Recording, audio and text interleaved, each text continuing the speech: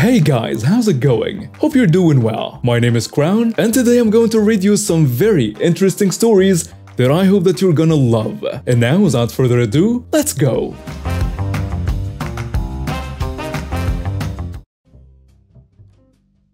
So this actually happened to my husband the other day, but I thought you'd all get a kick out of it. Background.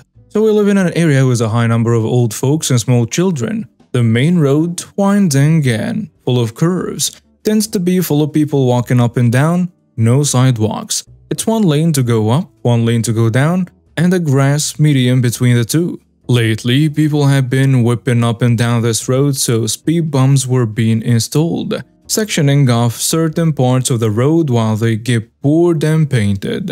The story. So my son is developmentally behind and needs to see specialists, which means that even with a pandemic he needs to go in person. My husband was on his way to pick him up from the specialist, driving slowly over the new speed bumps with a few cars following behind him. As he turned the corner, there were suddenly headlights in his face as a Mercedes charged up at him.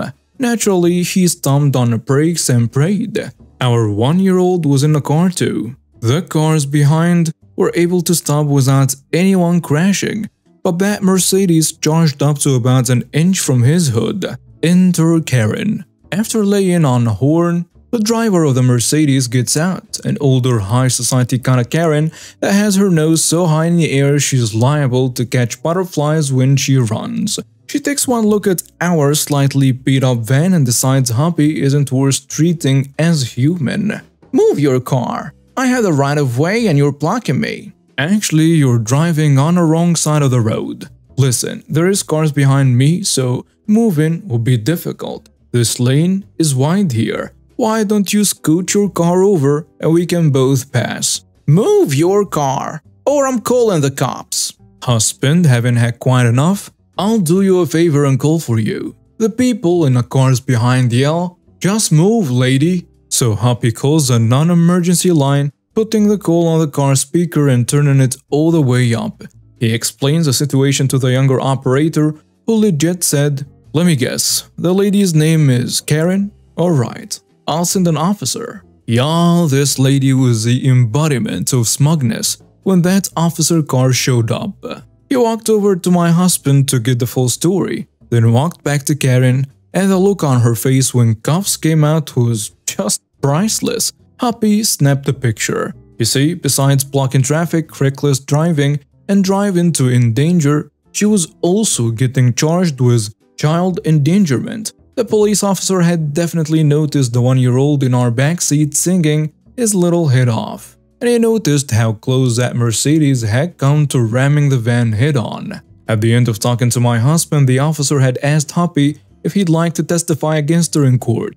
No idea if it will pan out, but good thoughts. This happened while I was in high school. I was 17 at the time and my brother was 15. We both play tennis and play for our high school. My dad trains us on weekends. One weekend, my dad was training my brother and I as usual. We noticed a drone flying over and thought it was cool at first. It wasn't flying close to us, so we didn't care. We didn't see the operator anywhere, so we just assumed he was in a grassland next to the courts. As time went on, the drone got closer to us and made it a bit difficult to concentrate. But we still managed. My dad had my brother and I play best 3 out of 5. And that's when the drone got annoying and it was constantly flying around both sides of the court. We were having a hard time keeping the ball away from it. And then it happened. The drone was too low to the court. My brother was hitting the ball, then it hit the drone. We were both freaking out and scared. Our dad was inside the pro shop, so we shouted for him and waved. He came out and saw the drone. I was freaking out, and so was our brother. We heard the man shout, "Are you kidding me?" And that's when we knew this was going to be trouble. He was walking around all the courts trying to find the drone. Apparently he was just walking onto the road in the middle of people's games. This is a big no-no. It's also just plain rude. Well, he found the drone on our court and just walked right on it without warning. We had to stop our game so we wouldn't get hit. That's when hell broke loose. He says, "Do you know what you idiots have done?" Hey man, that wasn't our fault. You're the one flying it over a tennis court. That's why you play around it. Do you know how much this thing costs? Bro tells him, "We don't care. We tried to avoid it, but couldn't. You were careless enough to put it in harm's way. It was like you were asking for someone to hit it." The three of us were arguing, and that was when my dad noticed us yelling and arguing. As my dad was approaching the court, he had a racket in his hand. The dude began to call me obscenities. "You stupid witch. Women are too stupid to understand when they are in the wrong. A witch like you should just stick to sucking off other guys." Dad tells him, "Sir, what did you say to my daughter?" "This is your daughter? You let her dress like a witch? Some father you are." I was wearing Spanx and a baggy t-shirt. "Why are you looking at her bottom half anyways? She's an athlete. She has to wear clothes that will allow her to move around. And if you call her a witch one more time, you're gonna get it." "Oh, I am so scared. The big scary dad is going to protect his witchy daughter." My dad hit the dude in the shin with his racket. If you've gotten hit in the shins by a racket accidentally or on purpose, this thing hurts. The dude was on the floor and my dad bent down to his level and told him to book it. The dude got his drone and walked towards the pro shop. Maybe like 10 minutes later the cops have arrived. The dude called the cops on the three of us, claiming we purposely destroyed his drone. Cop says, "Hello kids, how are you doing today?" "We're fine, just trying to practice." "Is everything alright?" "Yes. A gentleman in a shop called us out here. He said that you guys destroyed his drone and had your dad beat him." My dad explained everything and admitted to hitting the guy in the shin with his racket. He even mentioned the camera on a drone and on the tennis courts. "Thanks for letting us know what happened. Can you follow us to the shop? We want to review all of the footage." We gathered our things and met them inside. The dude was on the couch being a grouch and downloading the footage he had from the drone onto his laptop for the cops to see. Apparently, he got fined because he didn't have a license and certification to fly a drone. They take the laptop into the office where the security monitors are. They watched all the footage they needed. The cop asks me, "Young lady, how old are you?" "I just turned 17. Why?" Both cops look at each other and exchange looks. The first one puts the entitled dude in cuffs and tells him he's under arrest. I was assuming it was because he might have been flying his drone illegally or something like that. But the cop says, "Miss, I am not sure how to say this, but this dude was recording your backside. Would you like to press charges?" My face lit up like a Christmas tree. I was embarrassed and enraged. I couldn't speak. Words wouldn't form out of my mouth. My dad was mad, like big mad. He looked like he was ready to rip the guy's head off. Dad says, "Press charges against him. He's a pedophile." One cop says to the other, "You heard them, bud." The other cop escorted the entitled dude to the squad car, and the other one got statements from the three of us. I was trying to hold back my tears. I was so mad. My dad and brother both gave me a hug and I bursted into tears. He drove us home and called my mom and told her what happened. She drove over with my sisters and dogs and just comforted me. The entitled dude was sent to jail. Not sure for how long, but the thought of what happened still haunts me. I was reminded of this crazy psycho Karen a few hours ago, while reading about a person who used German to communicate with a crazy Karen. This event happened maybe 15 or so years ago, but many of the events are still very clear in my mind. Not because of how traumatic it was, but mostly due to the fact that I had to play it out to the bitter end. It took a lot of self-control and discipline to keep up the ruse, but the end result still makes me laugh to this day. I will admit, this was not one of the finer moments in my lifetime, but I still see it as a learning event for everyone involved. I am fairly good at sign language. I really learned it while doing a summer school/computer camp for some deaf and blind children. I took a course before the class so I could learn the basics aside from the normal alphabet. By the end of the summer, I have become very good at signing and understanding whole conversations and could communicate very well with my students. I personally think that I learned way more than them and they learned from me. But that is a story for the wholesome side of Reddit. Who knows? Maybe I will write about it sometime. But this is not a wholesome story.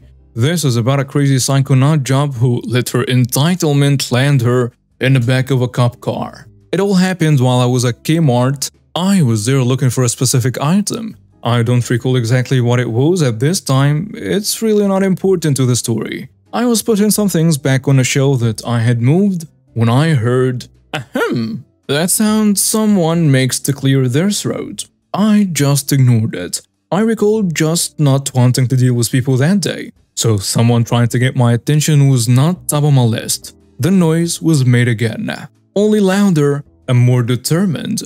Ahem. And I continue to ignore her. Excuse me? I still don't respond. I can hear the foot tapping, so I haven't completed what I was doing, start to move away. It was at this time she grabbed my arm. She pulls my arm to turn me around to face her. Excuse me, I'm talking to you. Me, startled, let out a quick yelp and sign, I'm sorry, I didn't see you. What are you doing? I'm trying to talk to you. Do you know how rude you are? Me, signing, I'm sorry, I'm deaf and did not hear you, but you have no right to grab me. Please leave me alone. What are you doing? Stop waving your hand around. Are you doing gang signs to intimidate me? Stop it right now. At this point, her yelling was drawing the attention of several customers as well as the store manager. A normal person tells her, I'm sorry ma'am, but I don't think he can hear you. He's trying to use sign language. Store manager also tells her, ma'am, could you please come over here and leave him alone? No, he's flashing gang signs to try to intimidate me. Call the police. He's in a gang. I want the cops here right now. She grabs onto my arm and will now not let go. I'll tell you, this woman had a grip. Not even my mother had a grip like this woman. And my mother was a farm girl. She grabbed and held on so tight. Her fingernails actually dug into my arm and left some good bruises. She would not let go and continued to demand the police. The customers and the manager are all trying to get her to let go. She just would not let me out of her grip. This went on for several minutes of me trying to pull away, her screaming and other customers trying to separate us. I can only figure someone called the cops. I don't know how long it was, it seemed like a while, but it could have been a few minutes. When you have a crazy lady tearing your arm up, the passing of time seems to take longer. 3 officers show up. Thank you, Lord. One of them tells her, let him go. Stop screaming and settle down. I want him arrested. He was flashing gang signs and intimidating me. He was threatening me. Me moving away from the area as quickly as possible, the manager standing between me and the crazy lady. A couple of minutes passed by. They had to put her in cuffs before she actually started to talk with them in a coherent manner. When things started to settle down, one of the officers came over to me and asked what was going on. I should have come clean at this moment, but I couldn't give up on this. I'm pretty much committed to the whole deaf thing now. If I'm anything, I am not a quitter. I started signing to the officer who then realized I was deaf. He pulls out his notepad and pen and then gestures to write what happened. Me writing. I was shopping and this lady grabbed my arm and spun me around. I tried to tell her that I can't hear. She then grabbed me harder and started screaming. Everyone was trying to help, but she wouldn't let go. I just want to go home. She's crazy. She really hurt my arm. I point out my arm, at which point the officer sees the gouge marks and the bruising starting to show up. He then walks me over to the crazy lady. Hey, do you see how bad you hurt him? He has no idea why you were grabbing him. He can't hear. He's deaf. He was signing to you. What kind of person are you? The look on her face was totally worth the pain and suffering. She then starts babbling. Well, I didn't know. How am I supposed to know sign language? All he had to do was talk to me. It's not my fault. They should have people to help them. They escort her out to the patrol car and close the door. They take my statement and several other statements from the other people in the store manager, and ask for video footage if available. I am told I can head home, and I get in my car and start laughing as I drive away, knowing that I'm a complete jerk for what I did and that I likely destroyed someone's life. The aftermath. She was charged with assault of a disabled person and creating a public disturbance. From the statements, the video footage, and the pictures of my bruised arm, her lawyers ended up pleading down to assault of a disabled person and working out no jail time, a $1,600 fine and 450 hours of community service. I was sent a notice from the court about the plea deal. In my state, if a disabled person is attacked, they must notify and inform. I also have the option to say if it's acceptable or if I feel the deal is not fair. This is used to help the judge make a more informed decision. As I didn't want to take my chances of sitting in a courtroom, I signed the paper and returned it to the court. Yes, I know this whole situation looks bad. And at the time I was in my early 20s, so I didn't really care or think much about it. At the time I just wanted to teach her a lesson about how to treat people. I know now how much of a jerk I was, but I still can't feel that if it were not me, what if it was one of my students? Or some other deaf person who she attacked. That's ultimately what mattered to me at the time.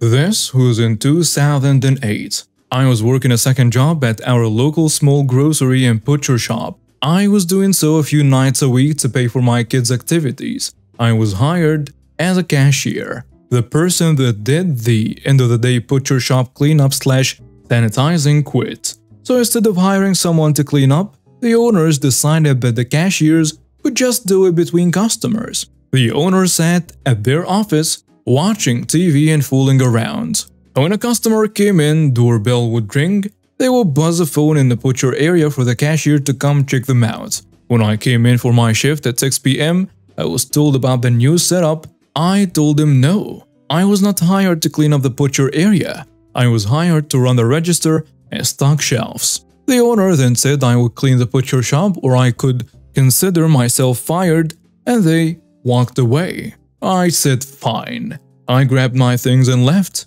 Apparently the owner thought I had given. I was in doing the cleaning. So they buzzed the butcher area when customers came in for about 2 hours before someone told them no one was coming to check them out. The store's liquor area, cigarettes and scratchers got emptied out. It was 7:30 and I got a screaming phone call from the owner about how he was calling the police and I was going to get arrested. Yeah, right. Owner did call the police. The owner stated he wanted me arrested as an accomplice to the thefts because, well, I had left. Cops asked me to come to the store, which I did, and I explained that the owner had fired me, so I went home. And the CCTV would prove that fact. The tape was reviewed, and plain as day the owner said that I was fired. I estimate they lost about $30,000 that day. And now we have reached the end of today's stories. Thank you for watching and see you next time.